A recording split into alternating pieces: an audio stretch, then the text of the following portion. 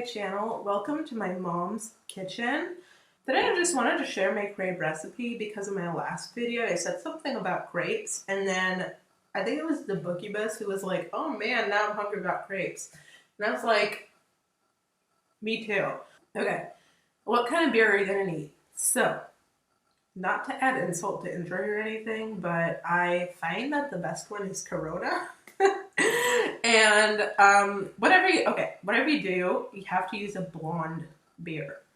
I like Corona, less blonde if you can, Modelo blonde. I tried using I tried using an IPA once. It was too strong. Don't use an IPA unless you really don't have any other choice. Like I said, as long as it's a blonde, you're good.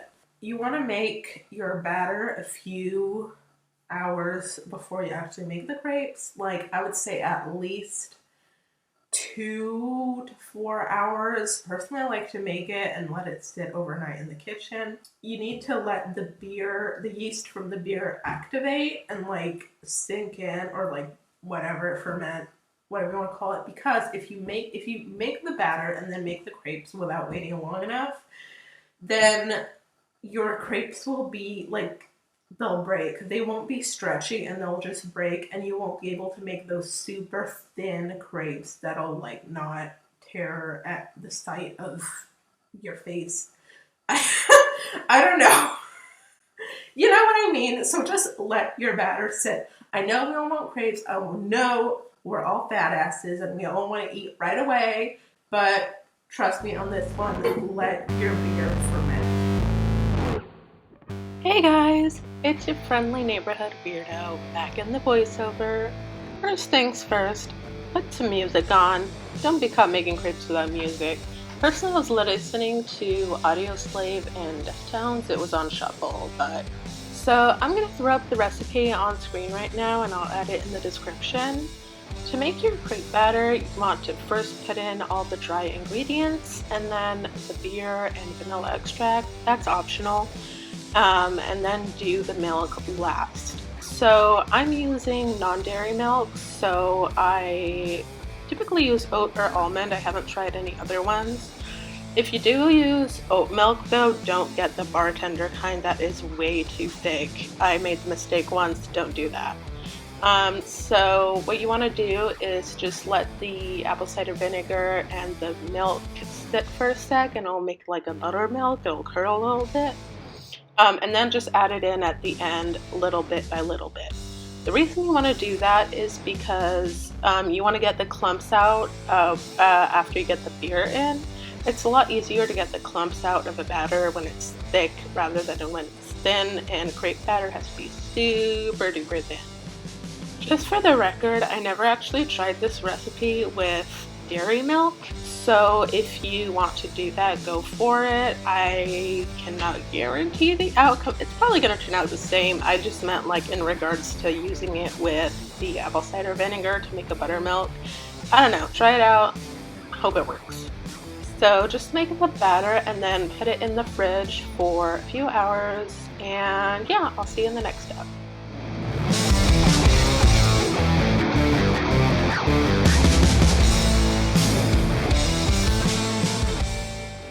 I made the batter about 7 hours ago or so. The first thing you want is a flat pan. If your pan is a little bit curved, what's going to happen is that the batter on the curved sides, it's going to be like, with gravity and whatever, it's going to be thinner than on the inside. And so even if you make them super thin, the outsides are going to be thinner and they're going to be crispy and dried up. So the flatter the pan, the better. I think the flat part of this pan is about 10 inches or so. The second thing you want is, this is actually the most important part of the recipe, so listen up. A really hot pan. If your pan is not hot enough, the crepes are not going to cook properly.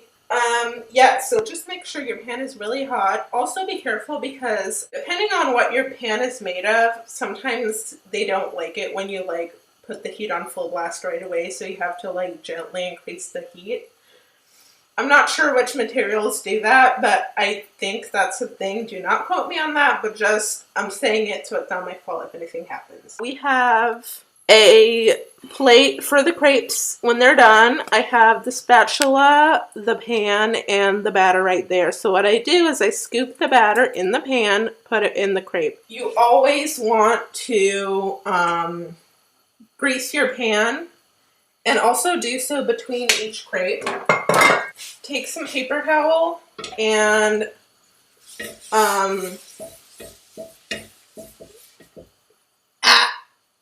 don't burn yourself like I just did, but just grease it in between each crepe. If you pull it out of the fridge and it's separated a little bit, it's totally normal.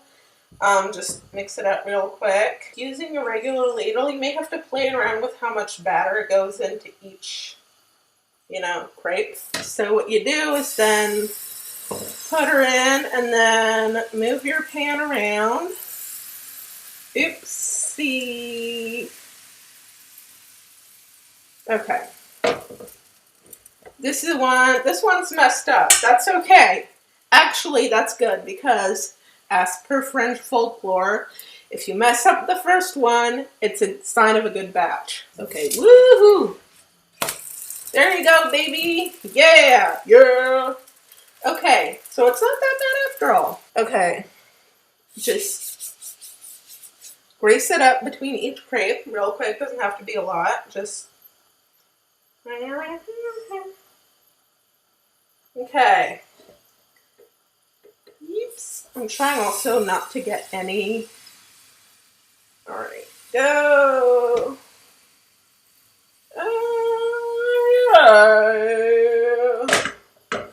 There you go. Yay! So yeah, that's the key is the spinning. You know your crepe is ready to flip when you can easily get your spatula underneath it. Yipsy! Yay!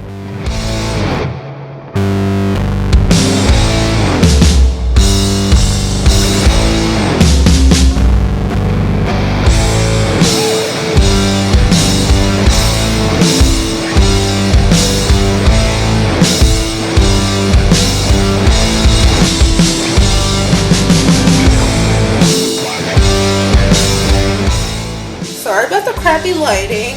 As you can see, I have a grated lemon and scissors. You won't need any of those. That's just what was already on the counter. You are going to need a coffee, 75th of the day. You got your crepe, right? If it's got holes in it, you got to make it listening to Holy Diver. I know. Personally, the way I like my crepes are with some sugar on it. Do not mind me as I put sugar on it. Okay, I like to just put like plain sugar on my crepe, so now I'm just spreading it. Do what you gotta do. So you have two ways to eat your crepe. Sometimes in France, people will like roll it up and eat it like a burrito or whatever. Or you could also take your crepe, also somehow with sugar on it. Okay. Please don't judge. And fold it into sixths or fourths or whatever. But those are like typically how you'll, I mean, you could put like sugar. Actually, sugar like that with a little bit of lemon juice on it is pretty good. Sometimes some other good combos are like melted chocolate and banana chocolate. That's really good. You can also put Nutella on it, even though I don't condone Nutella because palm oil and whatever. Yeah, but there you go. I hope you enjoy these crepes. Yummy. Alright guys, that's pretty much it for today. Let me know how your crepes turned out if you tried them. Like this video if you did, subscribe, and I'll see you guys next time. Bye!